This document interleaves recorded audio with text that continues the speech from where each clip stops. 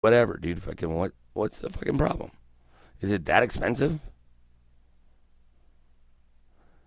You got all this content, music related. Those shows aren't even music related. You know, I mean, I guess the Osbournes would be the most music related I would think of, but you know, kind of just pisses you off. You know, you go to the MTV and there's no more music videos. I'm not really thinking. Did they think that one through? You know, I mean, did they? You got Big Mike. It is 7:06. Colorado's Kush is KUSH, the Kush of the Rockies. Highest station in the nation. Coming to you live from the sub cellar at the Get 420 local studios out here in the Tech Center. I appreciate all my listeners. I'm glad you guys tuned in. Hopefully we're talking about something you want to talk about. We're going to get to some of the other things that are going on in the world today, but, you know, it's hard to get excited about anything when you've got people locally that really need our help. We got to get involved, people. I mean, I don't know how you guys think, and, you know, I've always been one of these guys that when it comes to government or when it comes to causes, you know, yeah, I'll kick in a few bucks here and there.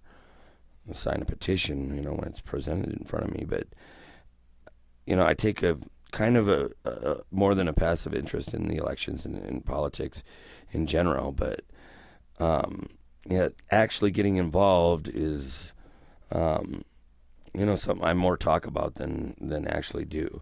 And I hate to say it, and, you know, it sounds horrible, but really, in reality, that's what it is. It's just that we all, every one of us, has a limit to what we can take of the outside world. We want to, you know, we want to be a part of what's going on. Everybody does, but you know, the day-to-day grind is makes it hard. And when you have a feeling like you're not part of, like you're standing outside of it, yeah, it's easy to disassociate. The problem is the baby boomers fuck things up so bad with their complacency and then the complacency after them that if we don't, you know, I mean, our generation doesn't take a stand here before we're all geriatric, we may be, you know, we may all be doing time in a minivan. You know, the way it looks, you know, I mean, we got to stay something, you know, the nerds are running the show. I mean, these are the guys that, you know, in my generation, it was lines were specifically drawn, and,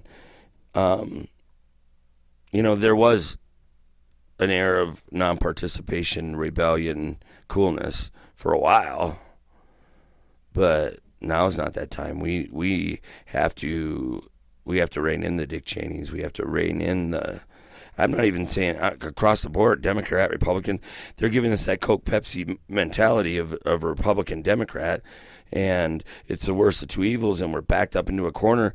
Even our third parties look like they're fictitious at some point. I understand. I mean, it looks like there's no way to get where we were even as kids back into our lives. It seems, you know, and I know that, you know, growing up with a lot of kids I did, you know, we built tree forts and we did all this and that. We were kids that worked with tools. We built stuff. You know, we made stuff. We made saddlebags for our bikes, and we just made stuff. You know, and some of it was good, some of it was crap. A lot of it was crap. But we were always thinking.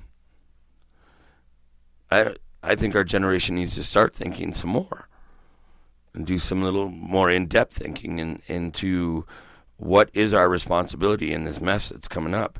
I think we should start handing out subpoenas and start bringing people up on charges for not upholding the Constitution as they took an oath to do it. If they took an oath to protect it, it's just like the legal system. the court system. The court system, the judges and the DAs and all the officers of the court take an oath to uphold the law and to work in the interest of justice. That's their oath. What do you say about a DA that has evidence in a file that exonerates the defendant, but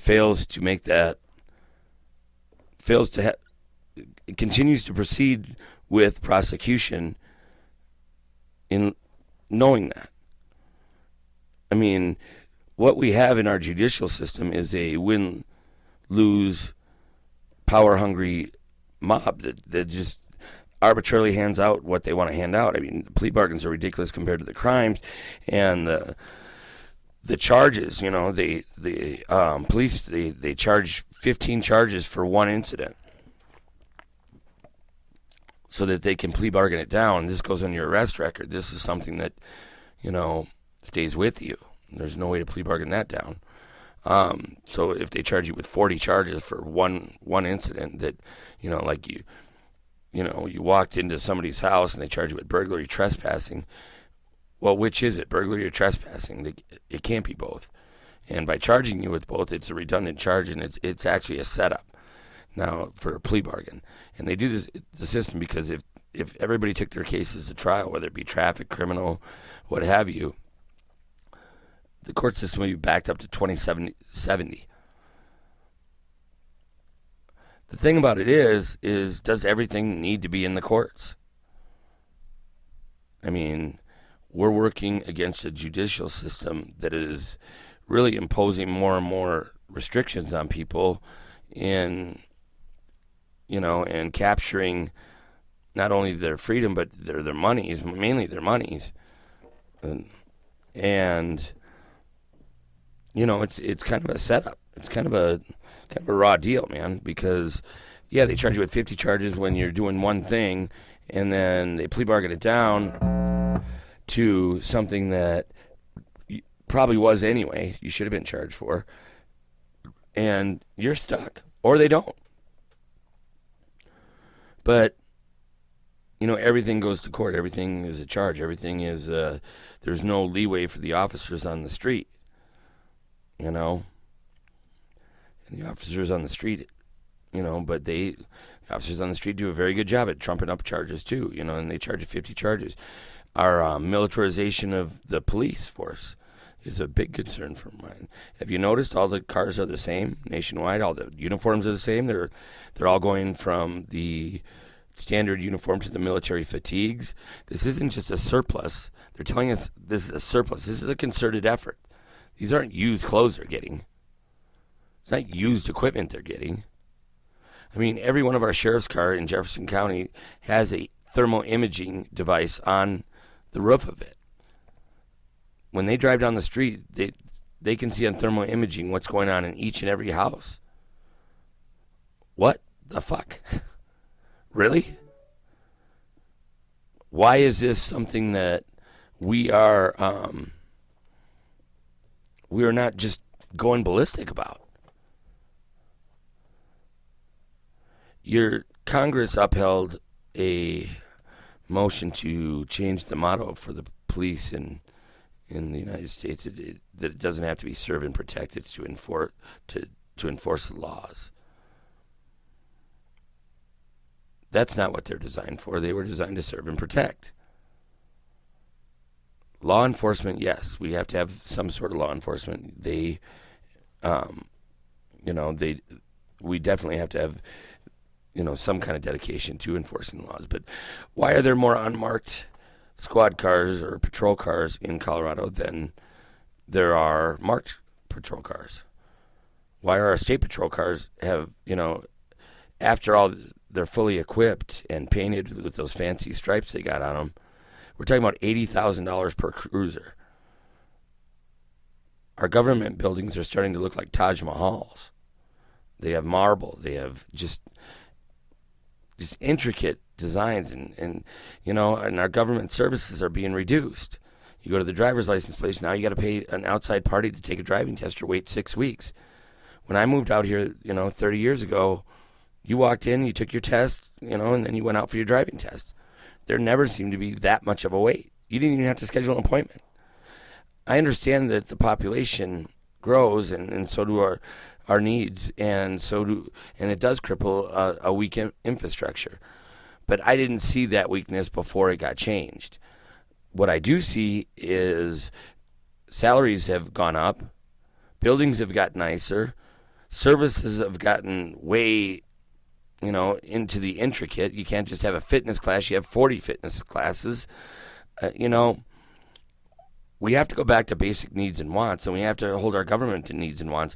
And when you don't have enough money to spend it, you stop spending.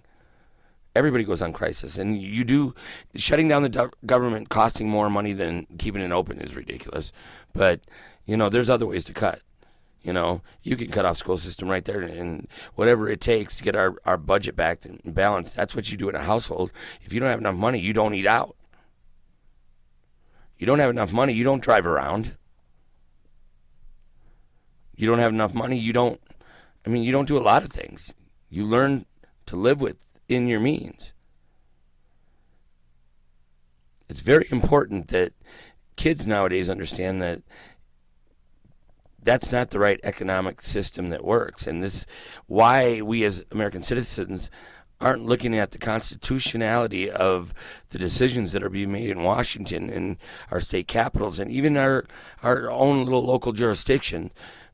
They're bowling right over us, man. They're just bowling right over us. Every day there's a different, speed trapper and this and that. They say the number one deterrent to crime is the visibility of law enforcement.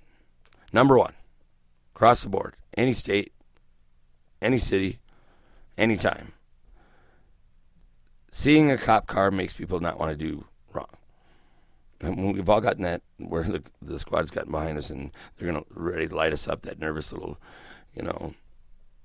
lump in your throat as you're getting pulled over because you knew you were doing well over 100.